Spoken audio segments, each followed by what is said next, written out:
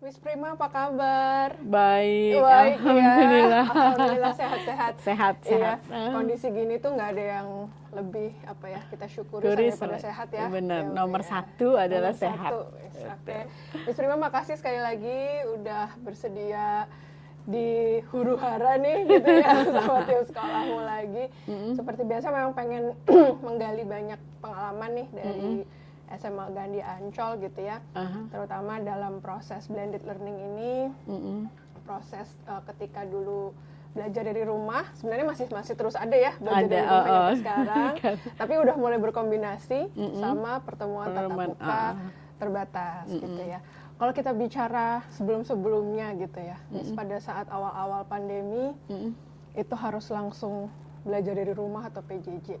Itu apa tuh waktu itu? Chaos yang terjadi gitu. Iya, chaos.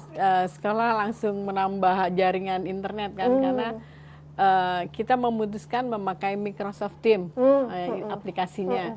Jadi Microsoft Teams itu ternyata internetnya kuat gitu loh, harus kuat. Harus kuat. Karena itu bagus banget sih, komplit isinya. Terus jadi nomor satu itu. Jadi mungkin seminggu itu chaos ya, benar-benar artinya kita memakai berbeda-beda. Guru-guru ada yang pakai Zoom, ada yang pakai WA, ada yang itu dalam seminggu itu prosesnya menyiapkan Microsoft Teams ini lumayan.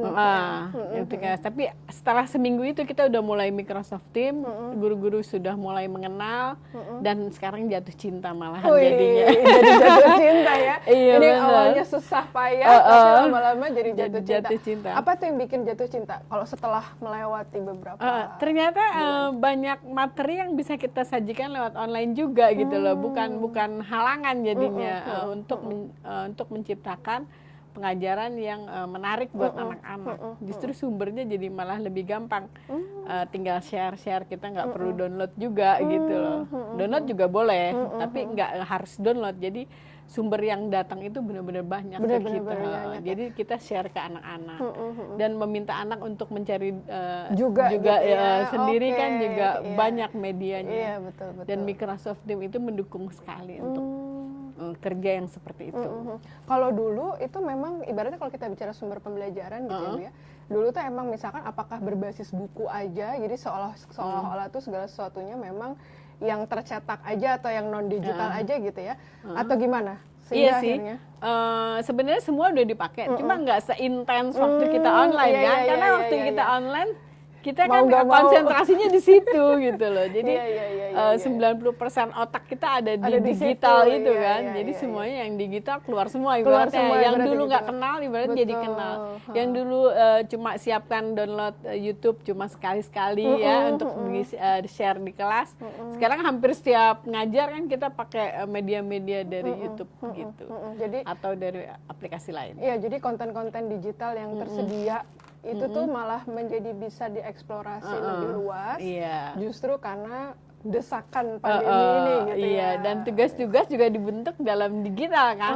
Jadi anak-anak kirim tugas juga bentuk video dari mulai TikTok sampai YouTube gitu, YouTube kecil-kecilannya, bikinan anak-anak tuh ada gitu loh, lucu jadinya malah. Lucu ya, jadi sesuatu yang bahkan kalau bicara sebelum pandemi kayaknya nggak kepikiran bener. Untuk kayak ibaratnya ngasih tugas dalam bentuk digital kayak gini gitu ya. Biasanya kan kita project selalu pakai bingkai-bingkai, frame-frame, kita lagi nggak punya sih ya, karena lama pandemi. Itu biasanya kita frame-frame tuh banyak hasil kerja anak-anak lewat frame, terus kita display di sini. Nah sekarang displaynya lewat digital jadinya. Jadi displaynya juga berubah nih dari kayak ibaratnya dari non digital jadi digital juga. Gitu ya, Wah, jadi sebenarnya kalau bicara transformasi digitalnya gitu ya, Miss, udah kalau saya dengar emang udah cenderung nyaman dan lepas landas ya kalau di fase saat ini setidaknya. Iya. Karena memang sebelumnya juga udah pakai digital kan, sebenarnya di kelas kita udah pakai proyektor segala macam, komputer juga ada dari dulu udah ada sebelum itu. Jadi ketika online berlangsung ya kita lebih dalam lagi galinya jadinya gitu. Iya. Jadi kalau titik hari ini nih Miss, kalau bicara dari semua murid, guru, orang tua gitu ya, pimpinan juga mungkin itu cenderung udah nyaman dengan belajar dari rumah online atau emang masih ada kebutuhan yang sangat tinggi untuk pertemuan tatap muka? Itu berbeda-beda ya antara gitu? orang tua ya. Tapi kalau dilihat dari yang masuk PTM itu nggak nyampe 50%, berarti orang tua udah terlanjur nyaman, anak juga terlanjur nyaman berada di rumah. Mungkin karena anak SMA juga ya. Oh iya. Kalau anak SMA kan bisa menggali sendiri ilmu pengetahuan dari rumah. Ketika guru mengarahkan, mereka bisa lebih pintar dari kita pada akhirnya gitu kan kalau anak SMA. Iya, betul. Beda dengan anak SD dan atau kelas kecil lainnya harus dibimbing terus gitu. Jadi nggak bisa cari sendiri ibaratnya seperti itu. Kalau SMA udah tambah pintar, kadang-kadang kita yang wow gitu, wow gitu. Waktu bikin tugas pakai PowerPoint aja ya, saya minta misalnya tentang Siti Nurbaya gitu. Yuk cari unsur intrinsiknya gitu. Baca dari buku digital gitu ya. Nah itu hasilnya PowerPoint-nya lebih canggih dari kita ternyata gitu. Kita kan simple-simple, gambar-gambarnya simple, ya desainnya simple. Kalau mereka benar-benar great ya, very great. Bagus sekali. Bagus gitu. sekali ya, Miss ya. Wah, jadi ini menarik banget sih bahwa ada satu sisi di masa pandemi ini yang ternyata tuh memang bagi yang memang ibaratnya transformasi digitalnya sudah mulus gitu ya, sudah sangat melihat ada value yang besar dari pendekatan pembelajaran digital gitu ya, Miss ya. Oke. Nah sekarang kalau kita bicara pertemuan tatap muka terbatasnya gitu, Miss. Ini kira-kira sejauh ini yang mendesak untuk pertemuan tatap muka terbatas itu biasanya karena apa sih gitu? Pasti karena sosialisasi ya, belajar bersosialisasi antar teman itu yang Antar itu teman hilang ya. ya. Iya. Karena kalau di rumah bikin kerja kelompok juga susah ya. Pasti juga kan cuma chatting-chatting gitu kan. Kurang dekat, kurang hangat malah, jadi kayaknya malah ntar yang kerja yang enggak gitu kan kalau di rumah. Iya. Nah kalau di sekolah kan kalau sosialisasi itu belajar bersosialisasi, menerima kekurangan orang lain. Nah itu kan harus bertatap muka. Nah itu yang miss dari pelajaran daring ya, atau online. Jadi itu gitu tetap diperlukan memang tatap muka ya. Iya. Karena kan belajar nggak harus ilmu pengetahuan, nggak harus kognitif saja. Iya. Belajar dari interaksi justru. Interaksi sikap itu lebih dominan sebenarnya, lebih berharga daripada sekedar kognitif. Kognitif bisa dipelajari di mana saja, ilmu pengetahuan bisa didapat di mana saja. Tapi kalau pengalaman menggali ilmu itu bersama orang lain, menghargai orang lain, itu yang harus pokoknya selama pandemi ini hilang ibaratnya gitu kan, menurut saya itu. Iya. Jadi ini menarik juga sih insight-nya. Jadi kalau kita bicara blended learning, sebenarnya sisi offline dan online ini kan hanya satu sisi aja gitu ya, Miss ya. Ada sisi-sisi yang lain, tapi setidaknya kalau kita bicara dari sisi offline online aja, tadi tuh insight-nya udah kaya banget sih kalau menurutku. Jadi bahwa yang di online pun ternyata tuh untuk metode dan materi pembelajaran tertentu bahkan sudah bisa sangat lebih kaya dibandingkan dengan kalau tatap muka. Nah, sedangkan kalau tatap muka itu lebih kepada interaksi gitu ya, yang diperlukan. Iya, bagaimana anak menghargai gurunya, bagaimana anak menghargai teman-temannya, gitu kan, itu harus tatap muka ya, betul. lebih berasa gitu. Iya, jadi lebih ke sosialisasi, keterampilan sosialnya justru ya, misalnya gitu, dibandingkan dengan tadi keterampilan kognitifnya gitu. Kalau keterampilan kognitifnya mungkin masih bisa dengan pendekatan daring gitu ya, bahkan mungkin lebih kaya. Tapi kalau keterampilan sosial mungkin akan lebih kaya dan tetap lebih kaya kalau itu pertemuan tatap muka gitu ya. Wah, seru banget. Iya. Nah, kalau bicara orang tua murid saat ini gitu, mungkin apa yang menarik nih dari suara-suaranya mereka gitu, orang tua dan murid terkait belajar daring maupun tatap muka? Jadi beberapa orang tua merasa capek kali ya kalau harus lihat anaknya di rumah terus-terusan gitu. Jadi maunya kirim ke sekolah. Tapi orang tua yang lain lagi udah nyaman dengan karena kita menyajikannya memang benar-benar sepenuh hati. Jadi benar-benar ngajar kalau diganti, bukan sekedar memberi tugas atau pertemuan yang tidak ada artinya gitu. Karena online-nya memang udah dari awal udah dibentuk seperti kelas benar-benar gitu. Jadi dari orang tua saya kira kayak gitu. Jadi cukup terbelah juga kalinya ya. Jadi ada yang memang betul-betul merasa butuh pertemuan tatap muka karena mungkin juga kondisi rumahnya belum tentu kondusif untuk belajar. Tapi juga kalau yang kondisi di rumahnya udah kondusif, justru dia lebih nyaman, udah nyaman di rumah dan tidak perlu harus mikirkan antar jemput. Kalau di sini kan diantar jemput semua. Iya, betul ya. Belum resiko kesehatan dan lain-lain. Belum resiko kesehatan. Ya, belum ada beberapa orang tua juga yang tidak percaya dengan orang lain. Ibaratnya gini, nanti yang lain bisa jaga kesehatan kan, Miss, bisa jaga prokes nggak, Miss, gitu, Miss bisa pantau gitu misalnya. Betul, pertanyaan seperti itu tuh masih banyak. Masih banyak ya.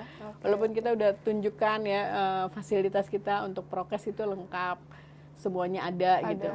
Tapi mereka tetap meragukan anak-anak lain gitu loh. Dari rumahnya, ibaratnya dari rumah anak-anak yang lain ini mereka dipantau orang tua tidak gitu loh. Artinya disiapkan maskernya, disiapkan segala sesuatunya gitu. Atau mereka bisa tertib atau tidak gitu. Nah itu yang. Iya. Nah ini menarik banget teman-teman untuk insight-insightnya gitu ya.